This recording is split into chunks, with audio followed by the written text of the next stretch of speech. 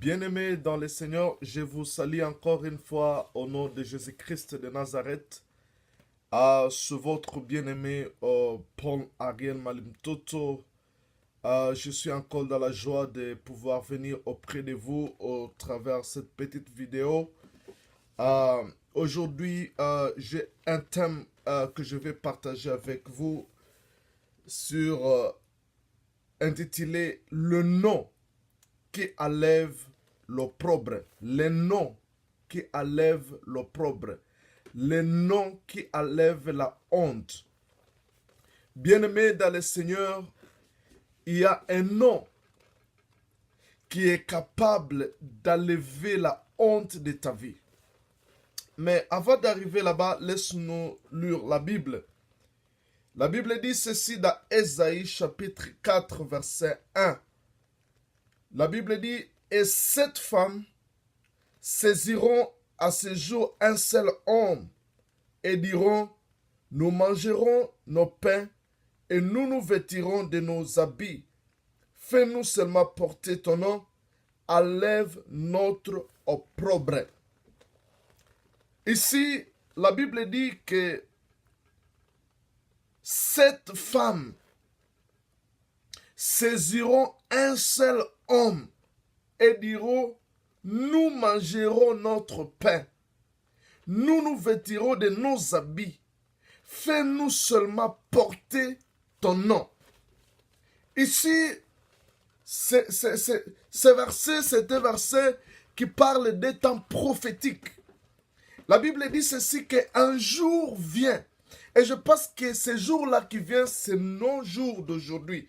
Parce que ici, le prophète Ésaïe était en train de prophétiser 700 ans avant Jésus-Christ. Il prophétisait des jours qui viendront où ce sont les femmes qui iront à la recherche des hommes. Et la Bible dit que cette femme iront dans l'unanimité à la recherche d'un homme et il lui demandera, ils lui diront, quand il rencontrera cet homme, ils lui diront, nous avons nos pains, nous avons nos vêtements, mais ce que nous te demandons, c'est que tu puisses seulement nous donner ton nom, ainsi tu pourras enlever notre honte. Je vois que cette femme avait des vêtements, leurs propres vêtements. Ces femmes avaient du pain, c'est-à-dire ces femmes avaient des moyens, mais ces moyens-là n'avaient pas enlevé leur honte. Quoi qu'ils avaient quoi manger, quoi qu'ils avaient des vêtements, mais il y avait une honte dans leur vie. Alors la Bible dit qu'ils se sont levés dans l'unanimité. Cette femme, ils sont allés à la recherche d'un homme. J'aime ça. Ils sont allés à la recherche d'un homme. Pourquoi ils sont allés chercher un homme? Parce qu'ils avaient le caractère d'identité. Ils avaient la nourriture, ils avaient des vêtements, mais il y avait quelque chose qui faisait leur honte. Et ce qui faisait leur honte, c'est le manque d'identité. C'était des femmes qui avaient tout, mais ils n'avaient pas l'identité. Bien-aimés dans le Seigneur, le monde que nous vivons, c'est le monde où nous sommes à la recherche d'identité. Nous voulons être nous voulons être connus comme tels. Tu as besoin dans ton quartier, dans ta ville, dans ton pays, d'être connu. Tu es à la recherche de l'identité. Alors, ces femmes étaient à la recherche de l'identité. Mais pour que ces derniers puissent avoir l'identité, ils ont compris par révélation qu'il y a un homme. Si nous le rencontrons, nous le saisirons et nous lui demanderons de nous donner son nom. Et cet homme-là ne nous refusera pas son nom. Il nous donnera son nom. Bien-aimés dans le Seigneur, la Bible dit que ces femmes ont dit, nous nous vêtirons de nos habits, fais-nous seulement porter ton nom, enlève notre opprobre. Ces femmes voulaient avoir un nom. Et ils ont dit que le nom de cet homme-là enlèvera leur opprobre. Ils saisiront un seul homme et ils lui diront, donnez-nous seulement ton nom et enlève ici notre opprobre. Bien-aimé, il y a cet homme, son nom était capable d'enlever l'opprobre de cette femme. Quel que soit ce que ces femmes traversaient, quel que soit ce qui faisait la honte de ces femmes, le nom de cet homme était capable d'ôter, d'enlever la honte de ces femmes. Bien-aimé dans le Seigneur, quel est cet homme-là que son nom est capable d'enlever la honte? Quel est cet homme-là que si tu le rencontres dans ta vie, il est capable d'enlever tout ce qui fait que tu marches la tête basse, tout ce qui fait que tu ne peux pas regarder le monde à face. Bien-aimé, cet homme-là, c'est celui que Ecclésiaste nous parle de lui. Ecclésiaste chapitre 7, verset 28. La Bible dit ceci, dans Ecclésiaste chapitre 7, verset 28. Voici ce que mon âme cherchait encore et que je n'ai pas trouvé.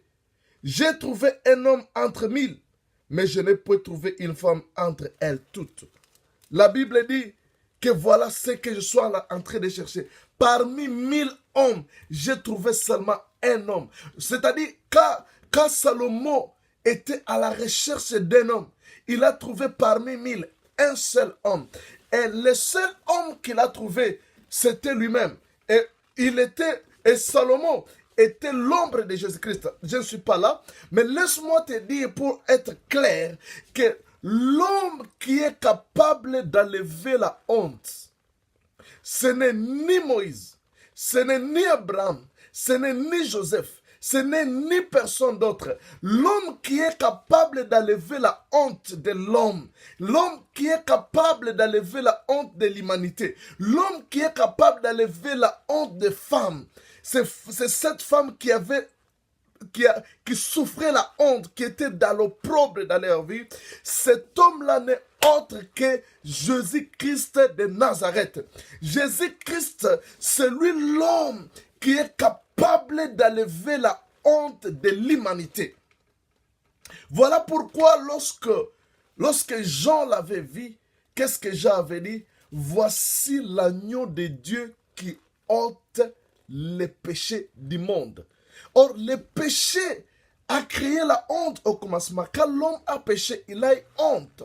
C'est-à-dire, le péché et la honte est égal. Voilà pourquoi la Bible dit, lorsque l'homme a péché, il est allé se cacher derrière les arbres du jardin. Alors, bien aimé dans le Seigneur, quand je vois le péché, je vois la honte. Et quand la Bible dit, voici l'agneau de Dieu qui ôte le péché du monde, cela veut dire, voici l'agneau de Dieu qui ôte la honte de l'humanité. Jésus-Christ, c'est lui dont son nom est capable d'ôter la honte de l'humanité.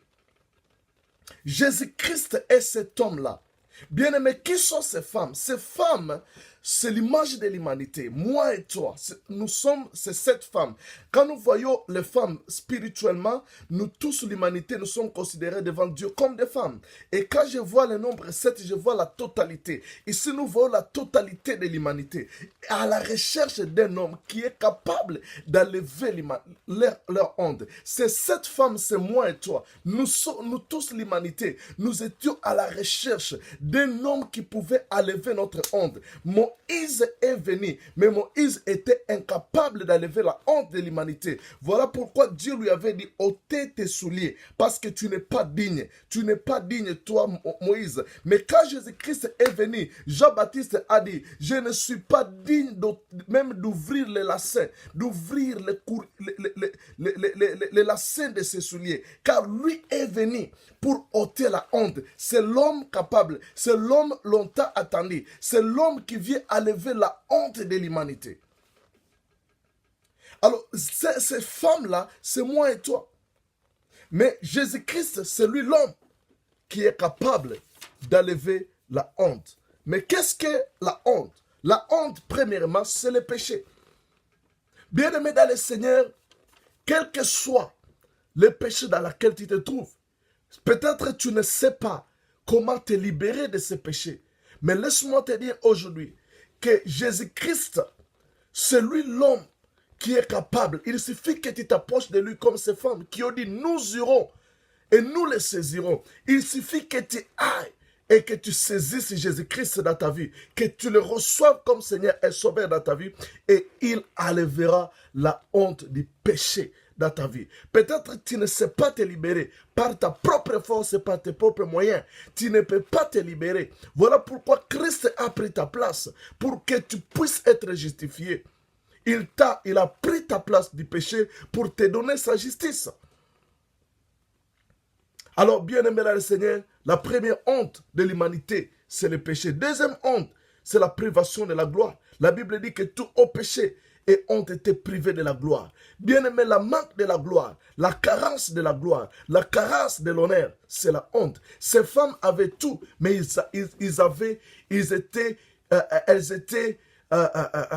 elles souffraient de la honte, des déshonneurs. Elles n'étaient pas honorées dans la société parce qu'elles étaient célibataires. Mais quand ils ont rencontré cet homme, elles ont dit, nous mangerons notre propre pain, nous nous vêtirons de nos propres vêtements, mais fais-nous seulement donner ton nom, fais-nous porter seulement ton nom, enlève ainsi notre opprobre. Jésus-Christ de Nazareth, quand il rencontre l'homme, il lui donne l'identité, il lui donne la gloire, il lui donne l'honneur, il lui donne la place dans la société. Bien-aimé, quand tu reçois Jésus-Christ dans ta vie, ce n'est pas seulement pour ôter tes péchés, mais c'est pour te donner aussi l'honneur dans la société.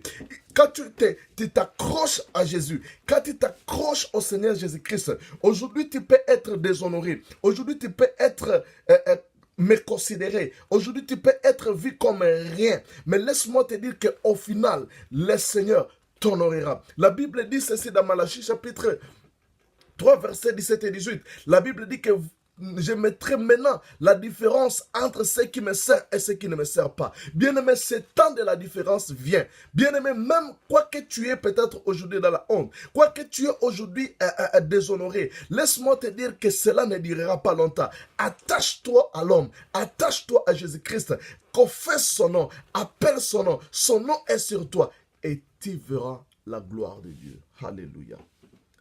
Troisième honte, la pauvreté. Bien-aimé, la pauvreté, c'est la honte. La pauvreté fait que l'homme ne puisse pas lever la tête même devant les gens. La pauvreté fait que nous puissions marcher la tête courbée. Mais Jésus-Christ, il est capable d'ôter la honte de l'humanité. Alors, mon thème était les noms qui enlèvent la honte de l'humanité. Le nom qui enlève la honte de l'humanité, ce n'est pas autre que le nom de Jésus-Christ, le nom de Yehoshua, Mashiach. Jésus-Christ est celui qui enlève la honte de l'humanité. Il est celui qui enlève la honte du péché. Il est celui qui enlève la honte de déshonneur. Il est celui qui enlève la honte de la pauvreté. Il est celui qui enlève la honte des maladies. Aujourd'hui, tu es malade. Aujourd'hui, tu es sur le lit. Tu souffres de diabète. Tu souffres du cancer. Tu souffres de tout ça. Le nom de Jésus-Christ, c'est la cure. Le nom de Jésus-Christ, c'est le médicament. Le nom de Jésus-Christ, c'est tout. Il suffit que tu évoques. La Bible dit que quiconque évoquera le nom du Seigneur sera sauvé. Quel que soit ce que tu souffres, quel que soit le domaine dans lequel tu as besoin du salut, peut-être c'est dans le domaine sanitaire, tu as besoin de la bonne santé, tu as besoin de la guérison, évoque le nom du Seigneur et tu seras sauvé de cette situation. Peut-être c'est la pauvreté c'est le chômage, c'est le rejet, c'est des problèmes, ce sont des difficultés, ce sont des incompréhensions dans ta maison, dans ton foyer. Peut-être c'est les gens qui n'arrivent pas à te comprendre. Bien-aimé, évoque le nom du Seigneur. Voilà pourquoi Pierre, quand il était devant les paralytiques, il lui a dit, Ce que j'ai, je te le donne. Au nom de Jésus-Christ, lève-toi et marche. Je ne sais pas ce que tu traverses, mais laisse-moi te dire, au nom de Jésus-Christ, laisse ce qui ne marche pas dans ta vie puisse marcher. Si tu es paralysé, tu es peut-être assis, tu ne sais pas comment t'en sortir. Au nom de Jésus-Christ de Nazareth, au nom, in the name of Jesus Christ, je prie à ce que tout marche dans ton business, que tout marche dans ton foyer, que tout marche dans tes relations, que tout marche dans ta vie. C'est dans le nom de Jésus-Christ. Ces femmes ont dit, donne-nous seulement ton nom. Bien-aimé, le nom qui enlève la honte, le nom qui enlève l'opprobre, c'est le nom de Jésus-Christ. Évoque ce nom dans ta vie. Confie-toi dans ce nom. Et tu verras la gloire. Merci Seigneur Jésus pour les bons cadeaux que tu nous as donnés. Le nom de Jésus. Le nom puissant. Le nom fort. Le nom capable. Oh Jésus, merci pour ce nom. Je prie pour celui qui est malade. Dans le nom de Jésus-Christ, quelle que soit sa maladie, que la guérison lui soit accordée. Dans le nom de Jésus-Christ, celui qui est dans la pauvreté, que tu le relèves, que tu restaures, que tu fasses réel les promesses de la richesse et de la prospérité dans sa vie. Seigneur, je prie pour ceux qui sont en train de traverser des problèmes, que ce soit dans leur foyer, que ce soit dans leurs relations, que ce soit au travail. Seigneur, que tu leur accordes la solution. Je prie, Seigneur de grâce, mon Dieu, mon roi, pour tous ces gens-là, Seigneur de grâce, mon Dieu, qui est à la quête du travail, que tu leur donnes du travail. Ceux qui connaissent des problèmes et des difficultés dans leur domaine, dans leur business, je prie, Seigneur de grâce, que tu leur viennes au secours et en aide. Au nom de Jésus. Amen. Bien-aimés dans le Seigneur, le nom de Jésus, c'est le nom qui fait trembler Satan. Le nom de Jésus, c'est tout ce que nous avons comme héritage. Confie-toi dans le nom de Jésus et tu ne souffriras jamais la honte. Béni soit ton nom, Seigneur, et béni celui qui vient de m'écouter. Au nom de Jésus. Amen.